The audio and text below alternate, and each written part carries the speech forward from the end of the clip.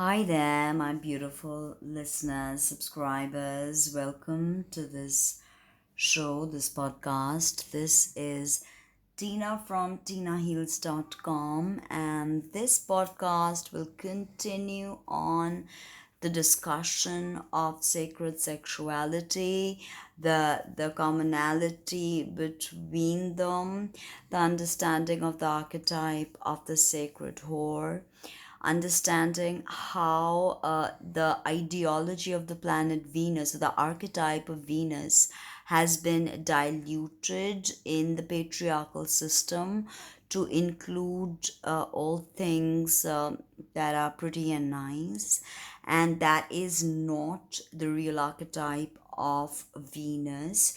She's actually an embodiment of Inanna, Ishtar, and I'll be delving into her myth. I'll be talking to you about, let's begin with the archetype of the sacred whore.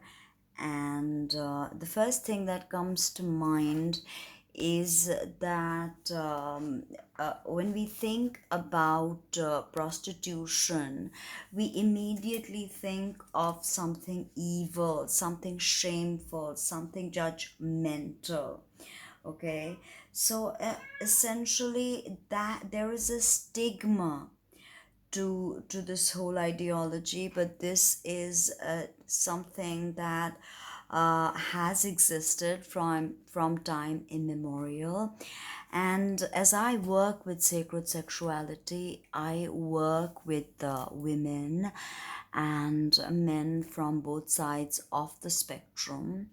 And it is interesting because I have been gathering research for over a decade and a half on feminine sexuality. And I have got a book on it where I gather information about how the female experiences sexual relationships in a predominantly patriarchal world where violence is endemic. And this violence towards women is something I've also been discovering, because some of the stories of Pussy Talk comes from women like you and me, women who've been in the system, women who've not been accepted in the system, women who've been shunned in some way because we've spoken out each time, and we've tried to in some way stand up to this endemic violence that is being meted out to us. In some way, women like me, we've tried to embody not the Eve archetype but the Lilith archetype and stand outside the system to critique it, because this is the time to realize that sexuality and spirituality are actually pairs of opposites that need each other. And I don't say that, that is a quote from Carl Jung. So it is something that I've been studying, how women interact with sexual experiences. Normal women, for instance, wives and sisters and mothers, uh, the feminine is broken up into two, the virgin and the whore, essentially. Even when you look at astrology, you look at all the planets, and you just discover that there are essentially two feminine archetypes and the rest are all male. That immediately we stand at a patriarchal system. Okay, this is exploitative towards women. This is something that we need to address. Now, talking about prostitution now as it stands in the world, yes, there are people that are pro this ideology. There are people that are against it. For me, it is very simple. As long as there are women who need help, I will help them. I am not here to judge. I'm not here to question anything. I'm here to provide the support and the research that is needed to piece together the whole story, because there's something more about the archetype of the sacred whore than we are let on. Because if you really think about it, Carl Jung also said that men are rarely split off from sexuality because it is too evident for them. Okay, but what they lack is eros, the relational function. So as society progresses towards a more digital space, humans are losing connection with one another. And because humans are losing connection with one another, there is an inherent need to develop closer interpersonal relationships. And by understanding the archetype of the sacred whore, we can understand very many things about human sexuality, about the function of the feminine sexuality. Because believe me, I am a believer in the I won't say belief again, in the science that the body of women is made for pleasure, because we have millions of nerve endings from our the womb to the vagina to the clitoris. It is a pleasure house. So we cannot ignore that. We have to embrace that, because if we stay away from understanding that sexuality and spirituality are one and the same thing, then we will be not whole in a way. If we do not understand the archetype of Lilith, Lilith is fascination and denial, and she exists within you to understand. And then there again, we have another feminine archetype in astrology, the shunned. Okay, the feminine energy that refuses to submit to Adam. Okay, she did not want missionary, and she was denied her rightful place next to Adam and banished. Okay, and she is what normal women fear, because she's supposedly a demoness who is responsible for the death of children, because she supposedly eats children. So all these things about the feminine, raw, unbridled sexual energy, I mean, it makes me sad, because it truly displays what an oppressive patriarchal system we live in. So there is no point ignoring that. There is no point not looking at how the world functions. So women's sexuality has always been denied. So my fascination towards understanding the sexuality of women who do not stay in the conventional societal roles, they step out of that, and they engage in maybe sex work, or become sugar babies or sugar daddies, or not just, sorry, not sugar daddies, the men do, but you understand, the people who are interested in sex are sort of perverting the energy of sex, because interactions with one another, if you really look at the present sex uh, and prostitution racket, it is not holistic. It is the prostitute is a product of situations, and she has no right to say no.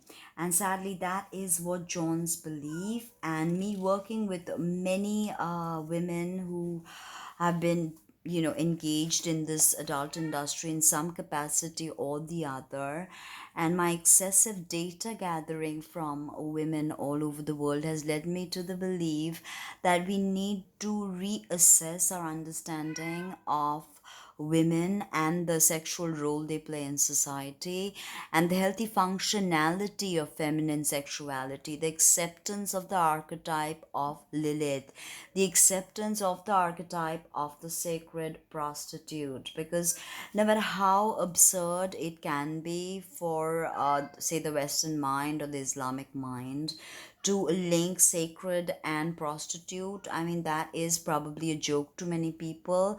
But believe me, in the time of the great goddess worship, sexuality was revered and held sacred.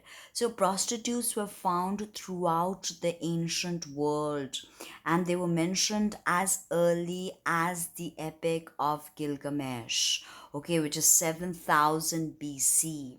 Herodotus, a Greek historian, even mentioned them and said that women of the land sit in the temple of love and have intercourse with some stranger. The men pass and make their choice. It matters not what be the sum of money. The women will never refuse, for that were a sin, the money being by this act made sacred. After the intercourse, she has made herself holy in the sight of the goddess. So, the understanding of the feminine body as a vessel of the goddess, this ideology is really lost because we treat women like commodities. Men who purchase women, yes, I use the word purchase, they treat them like commodity. I have been data gathering on very many sites, I will reveal slowly, and on Twitter, speaking to men with different identities, trying to understand the psychology of men who engage in the act of buying sex and what is their motivation, trying to not only from an academic point of view but from a psychosomatic and spiritual point of view, try to understand what is driving this whole system. Because in prostitution we see that the human touch can in fact be very destructive, can be very exploitative. Okay, so that is something we've got to accept and understand, that the whole system as it stands,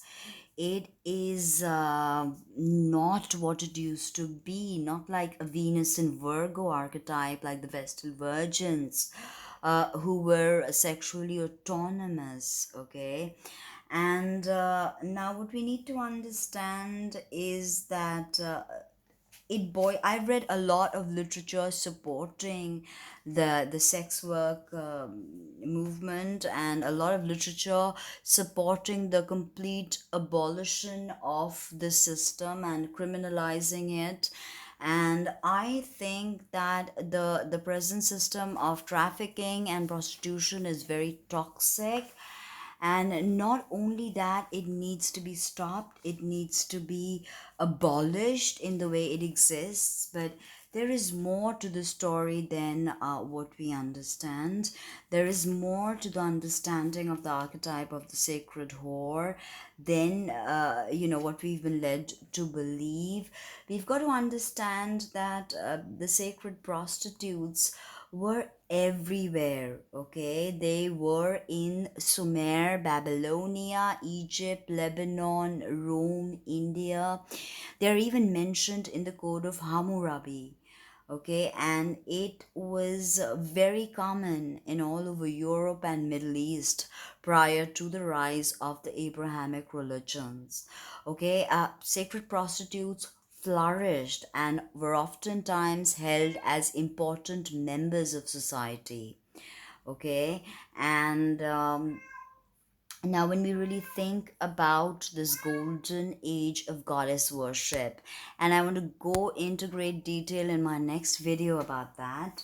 So don't forget to stay tuned in to this podcast, and we will continue the discussion of the goddess worship era, the golden age of the goddess worship, when sacred prostitution was widespread. I will try to make you understand a bit about the time and more about the archetype of the sacred whore or prostitute or the courtesan or the geisha. More about that coming up soon.